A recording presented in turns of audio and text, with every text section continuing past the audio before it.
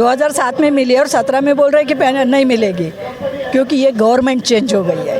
एक गवर्नमेंट है ना, एक गवर्नमेंट की वजह से सब हो रहा है। सब हमारे जो इंफ्रास्ट्रक्चर है सब बेच रहे हैं वो लोग, सब पीयूसी का सत्यानाश कर दिया है। सब गवर्नमेंट प्राइवेट में दे रहे हैं और बोलते हैं प्राइवेट वाले को वैसा प्राइवेट को मिलता है, गवर्नमेंट को कुछ नहीं मिला। गवर्नमेंट को तो ऑलरेडी मिल रहा है, पीएससी को नहीं मिल रहा है। हमें हमारे पेंशन रिवीजन मिलने ही चाहिए, हमारा हक है। जो कि हमारा पेंशन कंट्रीब्यूशन उन्होंने कट करके लिया है हमारे से, हमारा ही पैसा हमें देने के लिए बोल रहे हैं कि ये नहीं है। लेकिन हर आदमी यही कह रहा है कि हमने वोट नहीं दिया मोदी जी को। मोदी जी को वोट किसने दिया? मोदी जी खुद का वोट खुद लेते हैं। सब क्या बोलते हैं ना उसको, भ्रष्टाचार।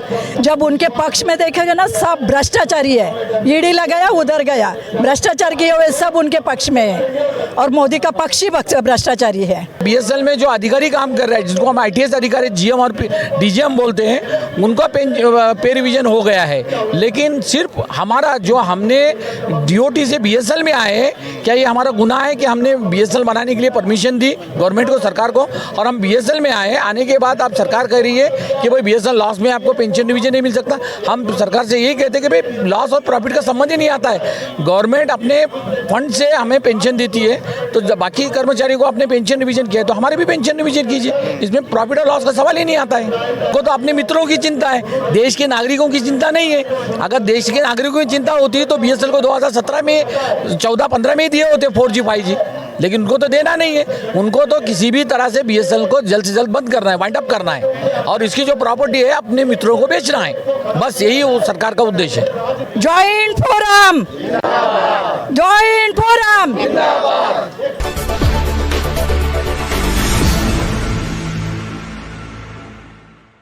प्रदर्शन में कुछ महिलाएं भी हमारे साथ हैं जो अधिक ये बीएसएनएल एमटीएनएल से हैं, और इनसे जानेंगे क्या कहना है। क्या कहेंगे मैम, कहाँ से हैं? मैं रेवती आड़ा हूँ, मेरा पहला इंट्रोडक्शन देती हूँ। मैं महाराष्ट्र से हूँ, रायगढ़ डिस्ट्रिक्ट से। हमने आज और कल 2 दिन के लिए यहाँ पर धरना रखा है। ये गवर्नमेंट के खिलाफ रखा है, क्योंकि हमारे जो पेंशन है, पेंशन रिवीजन करने के लिए जो पेंशन रिवीजन हमारी 2017 में होनी चाहिए थी, वो अभी तक नहीं हुई। और इसके लिए हम लोग 2018 से हम लोग संघर्ष कर रहे हैं, लेकिन अभी तक कोई दाद नहीं दे रहे हैं। ये उनका कहना है कि पेंशन रिवीजन नहीं होगी। क्यों नहीं होगी? हमारी मांग है, क्यों नहीं होगी? जब सेंट्रल गवर्नमेंट के मिलता है, सेंट्रल गवर्नमेंट, स्टेट गवर्नमेंट सबको मिल रही है, तो हमें क्यों नहीं?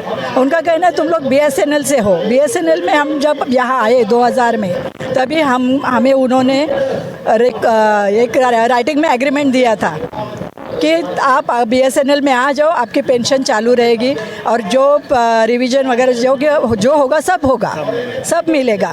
और अभी बोल रहे हैं, और वो पेंशन हमारी आती है डीओटी से, सेंट्रल गवर्नमेंट से।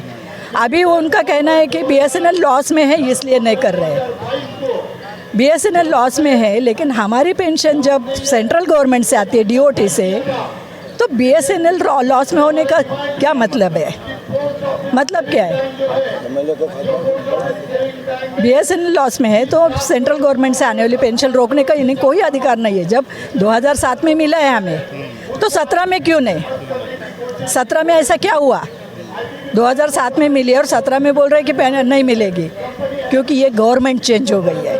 एक गवर्नमेंट है ना, एक गवर्नमेंट की वजह से सब हो रहा है। सब हमारे जो इंफ्रास्ट्रक्चर है सब बेच रहे हैं वो लोग, सब पीयूसी का सत्यानाश कर दिया है। सब गवर्नमेंट प्राइवेट में दे रहे हैं और बोलते हैं प्राइवेट वाले को वैसा प्राइवेट को मिलता है, गवर्नमेंट को कुछ नहीं मिला। गवर्नमेंट को तो ऑलरेडी मिल रहा है, पीएससी को नहीं मिल रहा है।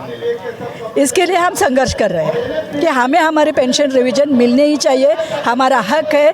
जो कि हमारा पेंशन कंट्रीब्यूशन उन्होंने कट करके लिया है हमारे से, हमारा ही पैसा हमें देने के लिए बोल रहे हैं कि ये नहीं है।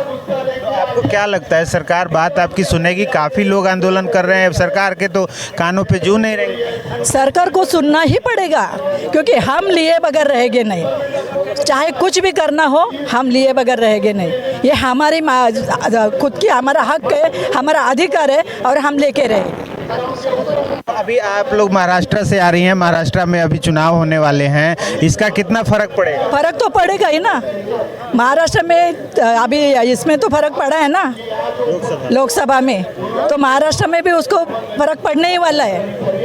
ये यहाँ बैठ के मैं बोल रही हूँ कि वहाँ फर्क पड़ने वाला है। ये ऐसे ही नीति रहेगी ना उनकी, तो फर्क तो जरूर पड़ने वाला है। नीति को तो उनको बल आप ही लोग दे रहे हैं ना, जिता रहे हैं उनको तीसरी बार प्रधानमंत्री बना। नहीं, जो दे रहे हैं वो मूर्ख है, पागल लोग हैं। वो जो दे रहे हैं ना, उनको खुद सोचने की ये नहीं है, हिम्मत नहीं है। वो दूसरे के बल पे चलते हैं। दूसरा बोलते हैं चलो तो चलते हैं, बैठो तो बैठते हैं। जो खुद का सोचने का उनको कुछ तरीका ही नहीं है, इसलिए वो आ रहे हैं। हर आदमी यही कह रहा है कि हमने वोट नहीं दिया मोदी जी को। मोदी जी को वोट किसने दिया? मोदी जी खुद का वोट खुद लेते हैं। सब क्या बोलते हैं ना उसको, भ्रष्टाचार। जब उनके पक्ष में देखेगा ना, सब भ्रष्टाचारी है। ईडी लगाया उधर गया, भ्रष्टाचार किए हुए सब उनके पक्ष में है, और मोदी का पक्ष ही भ्रष्टाचारी है। तो आप क्या कहना चाहेंगे चलते चलते यही बोले कि उन्होंने हमारी आवाज़ उनको सुननी पड़ेगी, हमारी महाराष्ट्र की आवाज़ उनको सुननी पड़ेगी। Joint forum, joint forum. देखिए 2017 से हम लोग लगातार 2024 है, 8 साल हो गए हम प्रोटेस्ट कर रहे हैं। 2017 में 2017 से हमारा पेंशन रिवीजन ड्यू था। एज पर दी 7 CPC जो गवर्नमेंट का जो कमीशन है, पे कमीशन, उसके हिसाब से सभी केंद्र कर्मचारियों को 2017 में पेंशन रिवीजन हो गया, पे रिवीजन हो गया। लेकिन BSNL, MTNL ऐसे 2 कंपनी है जिनको तुम्हारी कंपनी लॉस में है ये कह करके इनको पेंशन से रोका गया। जबकि हमारी पेंशन जो है भारत सरकार दी थी है। जब 2000 के अंदर BSNL बन रहा था, वाजपेयी की गवर्नमेंट थी, वाजपेयी जी की, उस समय हमारे रामविलास पासवान जी मंत्री थे। उन्होंने राइटिंग में हमारे को कैबिनेट अप्रूवल दिया है कि भाई तुम्हारा स्टेटस गवर्नमेंट का as a government servant treat किया जाएगा, आपको पेंशन गवर्नमेंट तिजोरी से मिलेगा, रूल 37A के अंतर्गत। और आज हमें जो पेंशन मिल रहा है वो भारत सरकार दे रही है, BSNL नहीं दे रही, MTNL दे रही। आज DOT में जो काम कर रहे हैं, डिपार्टमेंट ऑफ टेलीकम्युनिकेशन में काम करने वाले कर्मचारी हैं, उनको 7 पे कमीशन मिला। उनके माध्यम से BSNL में जो अधिकारी काम कर रहे हैं, जिनको हम ITS अधिकारी GM और DGM बोलते हैं, उनका पे रिवीजन हो गया है। लेकिन सिर्फ हमारा जो हमने DOT से BSNL में आए, क्या ये हमारा गुनाह है कि हमने BSNL बनाने के लिए परमिशन दी गवर्नमेंट को, सरकार को, और हम BSNL में आए, आने के बाद आप सरकार कह रही है कि भाई BSNL लॉस में आपको पेंशन डिवीजन नहीं मिल सकता। हम सरकार से यही कहते हैं कि भाई लॉस और प्रॉफिट का संबंध ही नहीं आता है। गवर्नमेंट अपने फंड से हमें पेंशन देती है, तो जब बाकी कर्मचारी को अपने पेंशन डिवीजन किया तो हमारे भी पेंशन डिवीजन कीजिए। इसमें प्रॉफिट और लॉस का सवाल ही नहीं आता है। इसलिए हमारी डिमांड है। और ये तो अभी अंत होने जा रहा है। अभी हम तो आज हमने शर्ट निकाल करके यहाँ पर आंदोलन किया है, लेकिन आने वाले समय में पूरे परिवार के साथ में हम इससे उग्र आंदोलन, उससे ज़्यादा तादाद में आंदोलन करेंगे और सरकार को नंगा करेंगे। ये जो दोनों कंपनियां BSNL और MTNL मर्ज हुई है, तो वो उससे तो कोई इशू नहीं आया? नहीं, मर्ज अभी तक नहीं, मर्ज का प्रोसीजर चल रहा है। MTNL बहुत लॉस में था, अभी तक उसका मर्जिंग का प्रोसीजर चालू है, पूरी तरह मर्ज नहीं हुआ है। लेकिन मर्ज भी होती है तो भी BSNL लॉस में, क्योंकि जब तक BSNL का 4G 5G लॉन्च नहीं होता है, BSNL प्रॉफिट में नहीं आएगा। और सरकार नहीं चाहती कि BSNL का 4G लॉन्च हो, प्रॉफिट में आए। और BSNL का, क्योंकि सरकार को पता है कि 4G अगर BSNL का लॉन्च होता है, इनको अगर बाहर का टेक्नोलॉजी देते हैं, उन्होंने स्वदेशी के नाम पे उन्होंने जानबूझ के इसको ठंडे बस्ते में डाल दिया, ताकि उनको पता है ये टेक्नोलॉजी बाहर की है, इंडिया की कोई कंपनी इसको बना नहीं सकती। TCS बनाने जा रहा है, लेकिन वो 100% सक्सेस नहीं है। उसको सक्सेस होने के लिए कितने साल लगेंगे उसका भी कोई गारंटी नहीं। आज के तारीख में बहुत सारे टावर 4G 5G के बिठा रहे, लेकिन वो सक्सेस नहीं है, अंडर ट्रायल है। बहुत सारे उसमें क्यूरीज है, कंप्लेंट्स है। जो कस्टमर हमारे पास आए थे विश्वास के साथ, वो पर वापस जा रहे हैं, क्योंकि उन्हें सर्विस नहीं मिल रही। लोगों का डाटा सर्विस चाहिए। सर्विस जियो तो उसी टावर पे लगा के चला के दे रहा है। नहीं, फर्क है। जियो के पास जो इक्विपमेंट बैठा है वो कोरिया और चाइना का इक्विपमेंट है, जापान का इक्विपमेंट है। लेकिन हमारे पास जो इक्विपमेंट बैठ रहा है वो TCS का इक्विपमेंट है, टाटा का इक्विपमेंट है, जो कि अभी ट्रायल बेसिस पे बना रहे हैं। वो अभी तक सक्सेस नहीं हुआ है, सक्सेस नहीं हुआ। ये फर्क है।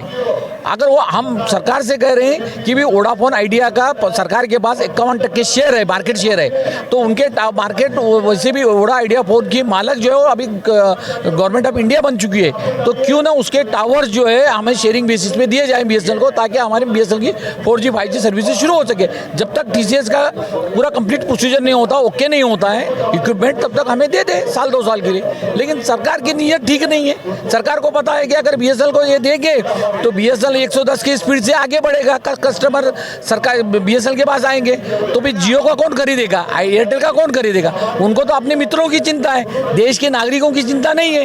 अगर देश के नागरिकों की चिंता होती तो BSNL को 2017 में 14-15 में दिए होते 4G 5G, लेकिन उनको तो देना नहीं है। उनको तो किसी भी तरह से BSNL को जल्द से जल्द बंद करना है, वाइंड अप करना है, और इसकी जो प्रॉपर्टी है अपने मित्रों को बेचना है। बस यही वो सरकार का उद्देश्य है। चलिए, तो आप लोगों का धरना कल भी है? हमारा धरना कल भी है, और जब तक सरकार हमारी मांगों को पूरा नहीं करती, जब तक BSNL को 4G 5G नहीं देती, हमारी पे रिवीजन पेंशन नहीं करती, हमारा इसी तरह धरना आंदोलन होता चलता रहेगा। जिस तरह हमारे किसानों ने आंदोलन किया, हम सभी मजदूरों को लेकर इससे बड़ा आंदोलन खड़ा करेंगे। महाराष्ट्र से आप हैं, महाराष्ट्र में अभी चुनाव होने वाले हैं, कितना फर्क पड़ेगा? बिल्कुल फर्क गिरेगा।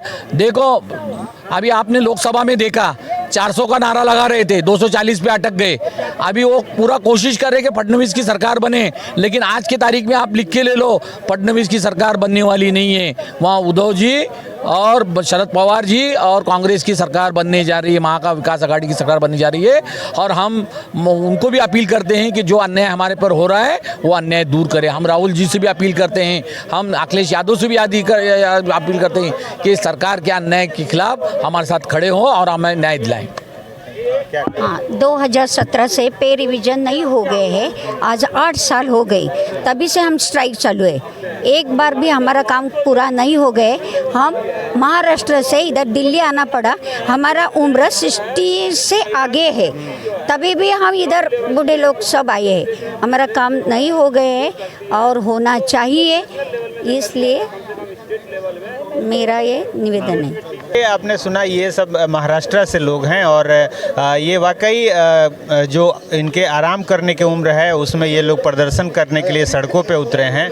और देखते हैं सरकार इनकी बात कितनी सुनती है, और इस पेंशन के इस प्रोटेस्ट में जो भी अपडेट होगा हम बताते रहेंगे। बने रहिए नवजागरण लाइव से।